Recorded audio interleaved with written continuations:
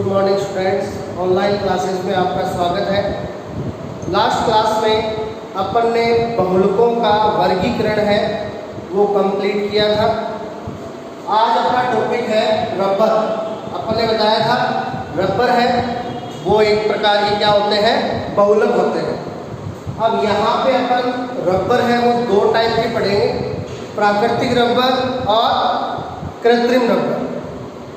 अब वर्गीकरण में अपन ने बताया था कि जो रबर है वो आते हैं प्रत्यास्थ बहुलक में। रबर किस में आते हैं? प्रत्यास्थ बहुलक में। अपना जो पांचवा वर्गीकरण का आधार था, इकाइयों के मध्य अंतराणविक आकर्षण बल के आधार पर दो बहुलक बताए थे, प्रत्यास्थ और रैसे। अब प्रत्यास्थ बहुलक में अपन ने उदाहरण बताए थे प्राकृतिक और कृत्रिम रबर। तो रबर में प्रत्यास्थता गुण पाया जाता है। प्रत्यास्थता अपन ने बताई थी, रबर को अपन बाह्य बल द्वारा खींचते हैं तो वो बिना टूटे अत्यधिक लंबे हो जाते हैं, क्योंकि उनमें इकाइयों के बीच अंतराणविक आकर्षण बल क्या होता है, दुर्बल होता है। इसलिए इकाइयाँ वो क्या हो जाएंगी, दूर दूर। तो वो रबर है वो खींचने पर अत्यधिक लंबे हो जाते हैं, और जैसे ही बाह्य बल हटाते हैं वो अपनी प्रारंभिक अवस्था में वापस आ जाते हैं। इस गुण को क्या कहते हैं, प्रत्यास्थता गुण कहते हैं।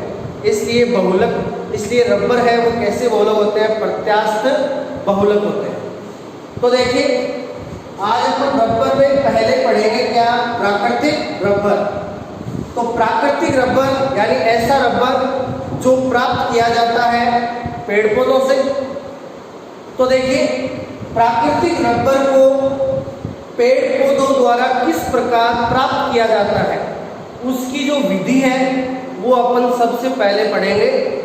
तो देखिए प्राकृतिक रबर को जिस पौधे से प्राप्त किया जाता है उस पौधे का नाम है हेविया ब्रेसिलियंसिस।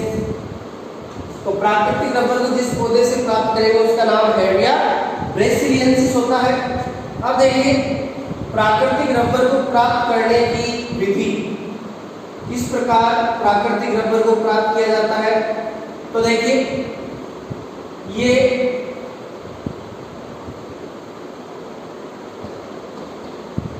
ये पौधा हो गया हेविया ब्रेसिलियंसिस। अब सबसे पहले इस पौधे का जो तना है, इसके तने पर तिरछा कट लगाया जाता है। इसके तने पे क्या लगाएंगे, तिरछा कट लगाएंगे। अब तिरछा कट लगाने से क्या होगा, इसके तने से सफेद दूध जैसा पदार्थ बाहर निकलता है, और इस सफेद दूध जैसे पदार्थ को कहा जाता है लेटेक्स या छील। तो हेविया ब्रेसिलियंसिस के तने से जो सफेद दूध जैसा पदार्थ बाहर निकलता है उसको क्या कहा जाता है, लेटेक्स या छील कहा जाता है। अब ये जो लेटेक्स या छील होता है ये क्या होता है, ये प्राकृतिक रबर का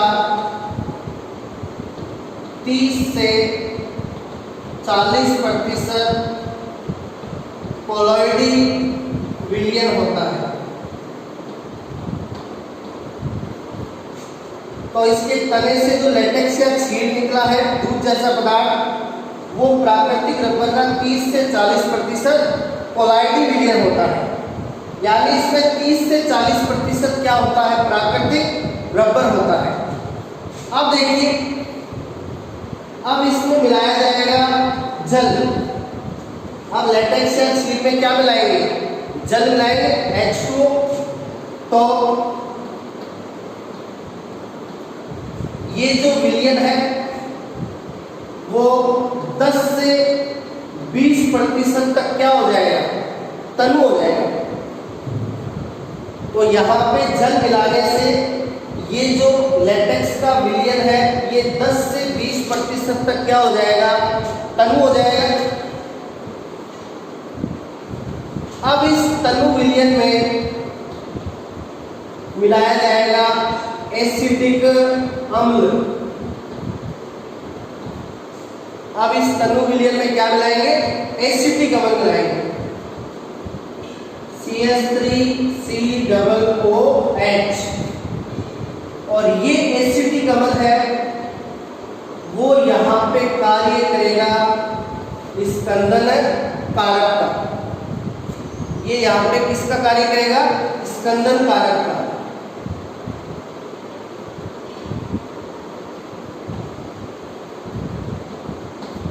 कोगुलेटर, स्कंदन को इंग्लिश में कहते हैं कोगुलेशन और स्कंदन कारक को कहा जाएगा कोगुलेटर। तो यहाँ पे एसिटिक अम्ल है वो कार्य करता है स्कंदन कारक का। तो स्कंदन का मतलब क्या होता है? कणों का एक जगह इकट्ठा हो जाना। स्कंदन का मतलब होता है कणों का एक जगह इकट्ठा हो जाना। क्या होता है? स्कंदन होता है। तो ये एसिटिक अम्ल क्या करेगा? रबर वाले भाग को एक जगह इकट्ठा कर देगा। तो एसिटिक अम्ल डालने से लेटेक्स में जो रबर वाला भाग है वो एक जगह इकट्ठा हो जाएगा। तो एसिटिक अम्ल ने रबर वाले भाग को एक जगह इकट्ठा कर दिया। अब देखिए, तो यहां पे ये जो रबर प्राप्त हुआ है इसे कहा जाता है कच्चा रबर या क्रेप रबर। अब ये जो रबर है कच्चा रबर या क्रेप रबर, ये अच्छी क्वालिटी का रबर नहीं होता, क्योंकि रबर की क्वालिटी के लिए सबसे मेन बात प्रत्यास्थता अंक उसमें बहुत अधिक होना चाहिए। ये जो यहाँ पे रबर प्राप्त होता है इसमें प्रत्यास्थता क्या होती है? कम होती है। और ये अधिक चिपचिपा होता है और ये जल स्नेही होता है। तो ये जो यहाँ पे रबर प्राप्त हुआ है ये अच्छी क्वालिटी का रबर नहीं होता और इसको कच्चा या क्रेप रबर कहते हैं। और ये अच्छी क्वालिटी का क्यों नहीं होता? क्योंकि इसमें प्रत्यास्थता कम होती है, अधिक चिपचिपा होता है और जल स्नेही। प्रत्यास्थता कम होने का मतलब अपन इसको खींचकर अत्यधिक लंबा है वो नहीं कर सकते, जबकि रबर में ये गुण है वो होना बहुत जरूरी है कि रबर को खींचकर क्या किया जा सके? अत्यधिक लंबा किया जा सके, जिसको इलास्टिसिटी बोलते हैं। तो देखिए, अब अपन को ये जो रबर प्राप्त हुआ है जिसमें प्रत्यास्थता क्या है? कम है। अब अपन इसकी प्रत्यास्थता को क्या करेंगे? बढ़ाएंगे। देखिए कैसे बढ़ाएंगे?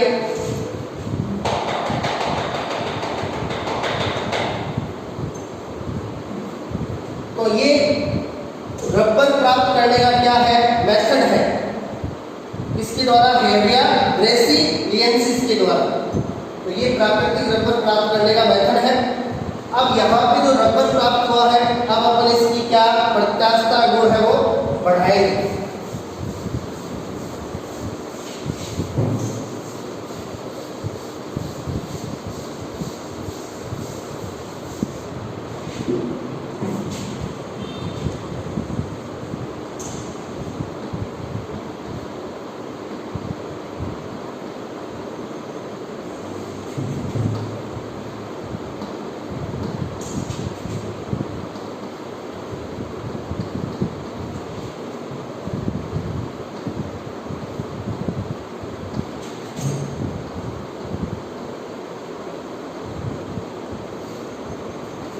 अब देखिए, रबर में प्रत्यास्थता बढ़ाने के लिए क्या किया जाता है? रबर का वल्कनीकरण किया जाता है। रबर का क्या किया जाता है? वल्कनीकरण। अब देखिए वल्कनीकरण में क्या होता है, ये मान लीजिए रबर की इकाइयां हैं। आपने बताया था रबर क्या होते हैं, बहुलक होते हैं। तो बहुलक में बहुत सारी क्या होंगी, एकलक इकाइयां। तो ये मान लीजिए रबर की क्या है, इकाइयां।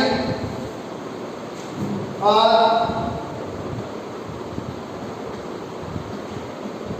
इस रबर में प्रत्यास्थता क्या है, कम है। अब वल्कनीकरण में क्या किया जाता है, रबर को सल्फर के साथ गर्म किया जाता है। एस मीन सल्फर, और ये गर्म करने का निशान है। तो वल्कनीकरण में रबर को प्रत्यास्थता बढ़ाने के लिए सल्फर के साथ गर्म किया जाता है। तो प्रत्यास्थता बढ़ाने के लिए, रबर में प्रत्यास्थता गुण बढ़ाने के लिए रबर को सल्फर के साथ गर्म करना ही क्या कहलाता है, रबर का वल्कनीकरण कहलाता है। अब इसको सल्फर के साथ गर्म करने से देखिए क्या होगा, जो रबर की इकाइयां हैं उनके बीच सल्फर के तिर्यक बंधों का निर्माण हो जाएगा। यानी इकाइयों के बीच सल्फर के तिरछे बंधों का निर्माण हो जाएगा। ये वल्कनीकरण से रबर की इकाइयों के बीच सल्फर के तिरछे बंधों का, क्रॉस बंधों का निर्माण हो गया। और अपन ने संरचना के आधार पर बहुलकों के वर्गीकरण में पढ़ा था तिर्यक बंध बहुलक, cross bonded cross link polymer. उसमें अपन ने बताया था इकाइयों के बीच इनमें तिरछे बंध पाए जाते हैं, इसलिए इनमें प्रत्यास्थता गुण है वो बहुत ज्यादा होता है। और उसमें उदाहरण था वल्कनीकृत रबर। अब ये जो रबर है इसमें इकाइयों के बीच सल्फर के क्या बन गए, तिरछे बंध बन गए, क्रॉस बॉन्ड बन गए। तो ये है वल्कनीकृत रबर। और वल्कनीकृत रबर में क्रॉस बॉन्ड बनने के कारण प्रत्यास्थता का मान है वो बहुत अधिक हो जाता है। तो इस प्रकार इस रबर में प्रत्यास्थता गुण है वो बहुत अधिक है। इस प्रकार रबर में प्रत्यास्थता है उसको बढ़ाया जाता है। इसके द्वारा, रबर के वल्कनीकरण के द्वारा। तो ये हैविया ब्रेसिलियंसिस के द्वारा प्राकृतिक रबर को प्राप्त करने का मेथड है। अब देखिए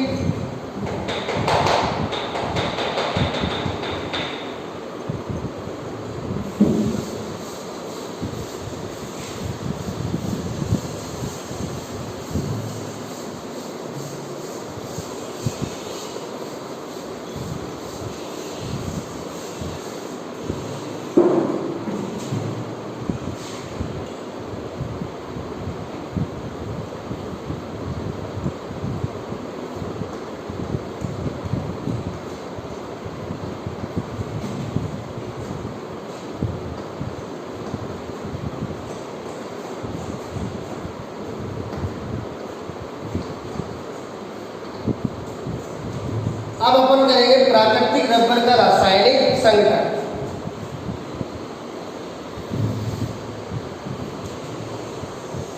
तो देखिए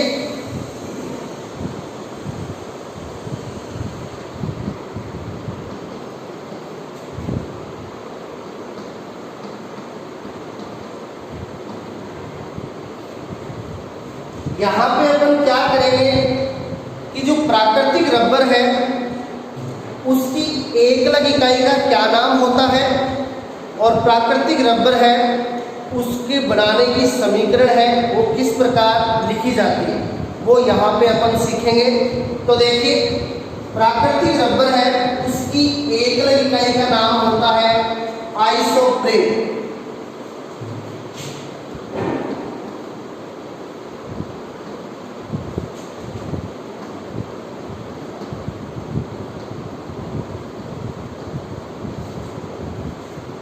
तो प्राकृतिक रबर की एक अलग इकाई हो गई आइसोप्रीन, इसलिए प्राकृतिक रबर को कहा जाता है पॉली आइसोप्रीन। इसलिए प्राकृतिक रबर को अपन पॉली आइसोप्रीन भी कह सकते हैं। अब प्राकृतिक रबर आइसोप्रीन का सम तथा योगात्मक बहुलक होता है।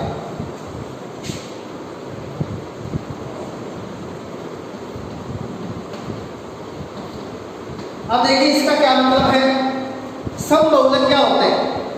जिसमें ऐसा बहुलक जिसमें सभी इकाइयां एक समान होती है, यानी सारी इकाइयां एक ही प्रकार की होती है, यानी सारी इकाइयां क्या होती है? समान होती है। तो प्राकृतिक रबर में सारी इकाइयां एक समान होती है, किसकी? आइसोप्रीन की। इसलिए प्राकृतिक रबर कैसा बहुलक हो गया? समबहुलक। अब आइसोप्रीन की इकाइयां जब जुड़ती है रबर बनाने के लिए, बहुलक बनाने के लिए, तो उनके जुड़ने से किसी भी प्रकार का छोटा अणु बाहर नहीं निकलता, और ऐसा बहुलीकरण होता है योगात्मक बहुलीकरण। तो प्राकृतिक रबर का निर्माण योगात्मक बहुलीकरण द्वारा होता है, इसलिए ये क्या है? योगात्मक बहुलक है। अब देखिए इसकी समीकरण, प्राकृतिक रबर निर्माण की समीकरण। आइसोप्रीन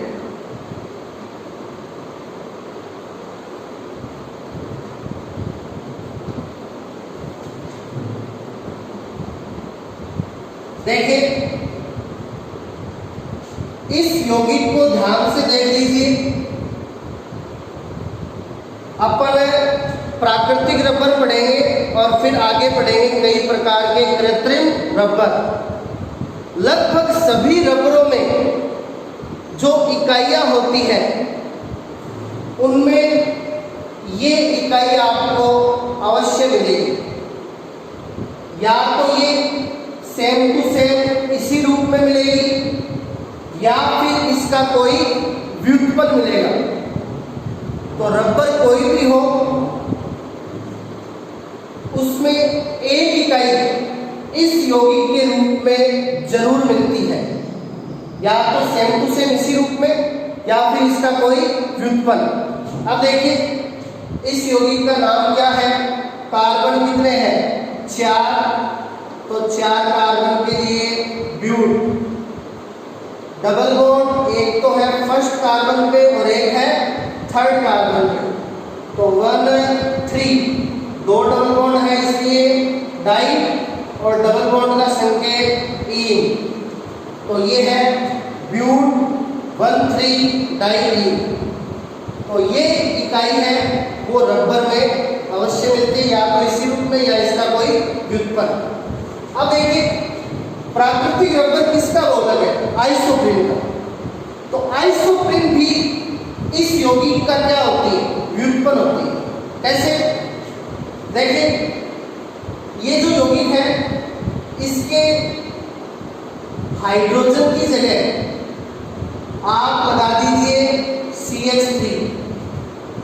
हाइड्रोजन की जगह क्या लगा दिया? CH3। अब ये क्या है? आइसोप्रीन है। अब ये क्या है? आइसोप्रीन। तो देखिए अब यहाँ पे प्रतिस्थाप्य आ गया, CH3 के रूप में क्या आ गया? प्रतिस्थापी। और प्रतिस्थापी का नाम सबसे पहले, अब प्रतिस्थापी है कौन से कार्बन पे? दूसरे कार्बन पे। तो अब इसका नाम है 2 मेथिल ब्यूट 1 3 डाई। और ये IUPAC नाम होता है किसका? आइसोप्रीन का। तो ये आपके आइसोप्रीन का सूत्र है CH2 double bond C CH3 CH double bond CH2, और ये आइसोप्रीन का IUPAC नाम है 2 मेथिल ब्यूट 1 3 डाई। तो अब अपन इस आइसोप्रीन से बनाएंगे क्या? बहुलक प्राकृतिक रबर। तो अपन आइसोप्रीन के ले लेते हैं कितने अणु? एन अणु, बहुत सारे अणु। अब इनका करा देंगे क्या, बहुलीकरण। अब इनका करवा दिया क्या, बहुलीकरण करा दिया। तो देखिए इनका यहाँ पे बहुलीकरण किस प्रकार होगा। अपन ने कहा था बहुलीकरण के दौरान जो इकाइयां हैं वो आपस में बंध द्वारा जुड़ती जाती हैं। तो यहाँ पे देखिए ये इकाइयां किस प्रकार जुड़ेगी। अपन ने कहा था इकाइयां जब जुड़ती है तो डबल बॉन्ड है वो किस में कन्वर्ट हो जाता है, सिंगल बॉन्ड। तो यहाँ पे देखिए बहुलीकरण कैसे होगा, ये डबल बॉन्ड के पाई इलेक्ट्रॉन आ जाएंगे यहाँ पे, तो यहाँ हो जाएगा सिंगल बॉन्ड और यहाँ हो जाएगा डबल बॉन्ड। इस डबल बॉन्ड के पाई इलेक्ट्रॉन आ जाएंगे यहाँ पे और यहाँ अगली आइसोप्रीन इकाई के साथ क्या बन जाएगा, बॉन्ड बन जाएगा। तो ये डबल बॉन्ड की जगह हो जाएगा यहाँ सिंगल बॉन्ड और यहाँ पे अगली आइसोप्रीन इकाई के साथ क्या बन जाएगा, बॉन्ड बन जाएगा। तो देखिए ये किस प्रकार जुड़ जाएंगे, CH2 यहाँ डबल की जगह सिंगल, C के साथ CH3 यहाँ सिंगल की जगह डबल बॉन्ड, आगे CH, आगे डबल की जगह सिंगल CH2 और आगे अगली इकाई के साथ सिंगल बॉन्ड और ये नीचे लग गया स्मॉल n। तो ये आइसोप्रीन की बहुत सारी इकाइयां हैं वो आपस में इस प्रकार से कनेक्ट हो जाती है। इस बॉन्ड का क्या मतलब है, ये इकाई इधर दूसरी आइसोप्रीन की इकाई से जुड़ी हुई है और इधर वाले बॉन्ड का ये आइसोप्रीन इकाई इधर दूसरी आइसोप्रीन इकाई से जुड़ी हुई है। तो इस प्रकार आइसोप्रीन की बहुत सारी इकाइयां आपस में इस प्रकार जुड़ जाती हैं और इसको अपन कहेंगे पॉली आइसोप्रीन। और पॉली आइसोप्रीन ही क्या होता है, प्राकृतिक रबर होता है। तो इस प्रकार प्राकृतिक रबर का निर्माण होता है आइसोप्रीन की बहुत सारी इकाइयों के जुड़ने से। अब देखिए आप इस बहुलीकरण में क्या देख रहे हो, इकाइयां जुड़ती जा रही है, यहाँ कोई छोटा अणु बाहर नहीं निकल रहा। CH2 CH2 CCH3 CCH3 CH CH CH2 CH2 and यानी इस बहुलीकरण में कोई छोटा अणु बाहर नहीं निकल रहा। इसलिए प्राकृतिक रबर एक कैसा बहुलक होता है, योगात्मक बहुलक होता है और ये जो बहुलीकरण है वो है योगात्मक बहुलीकरण। तो ये क्या है, योगात्मक बहुलीकरण है। अब देखिए यहां पे अपन ने आइसोप्रीन की कितनी इकाइयां जोड़ी है, n इकाइयां। यहां अपन ने आइसोप्रीन की n इकाइयां जोड़ी है।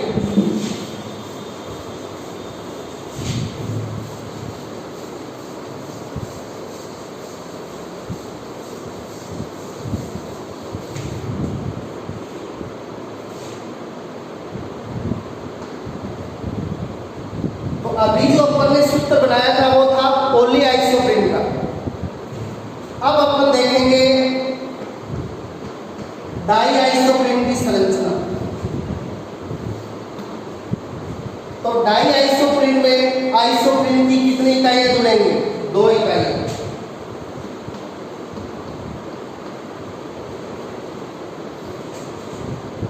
आइसोप्रीन की 2 इकाइयां। तो देखिए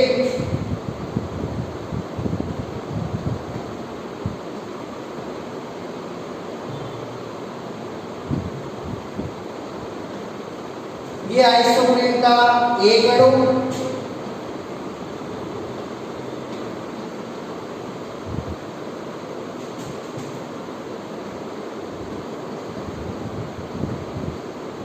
और ये आइसोप्रीन का दूसरा अणु। तो आइसोप्रीन की कितने अणु लेंगे? 2 अणु। अब ये देखिए किस प्रकार जुड़ेंगे। ये डबल बॉन्ड के पाई इलेक्ट्रॉन यहाँ पे, यहाँ सिंगल, यहाँ डबल। ये डबल बॉन्ड के पाई इलेक्ट्रॉन, अपन देखो अपन पाई इलेक्ट्रॉन क्यों बोल रहे हैं? डबल बॉन्ड में एक होता है सिग्मा बंध, एक होता है पाई बंध। डबल बॉन्ड में एक सिग्मा होता है और एक पाई होता है। अपन को पता है सिग्मा बंध क्या होता है? मजबूत, और पाई बंध क्या होता है? दुर्बल, कमजोर। क्योंकि पाई बंध का निर्माण 2 जगह अतिव्यापन से होता है।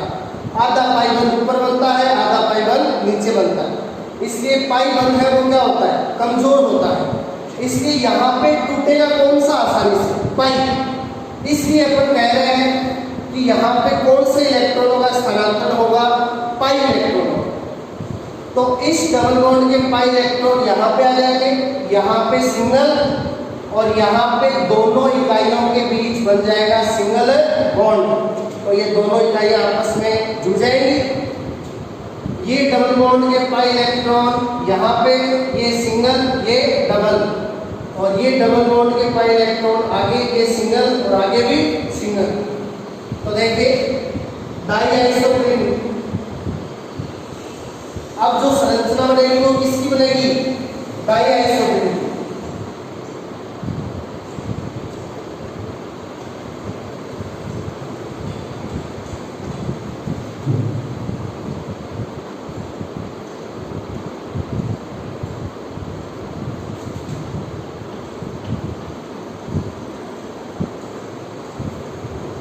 तो ये जो संरचना है ये है डाई आइसोप्रीन। क्योंकि यहाँ पे आइसोप्रीन के कितने अणु जुड़े हुए हैं? 2 अणु। तो इस प्रकार आइसोप्रीन की इकाइयाँ हैं वो एक दूसरे के साथ जुड़ती है और बहुत सारी आइसोप्रीन की इकाइयाँ जुड़कर बनाती है पॉली आइसोप्रीन, प्राकृतिक रबर।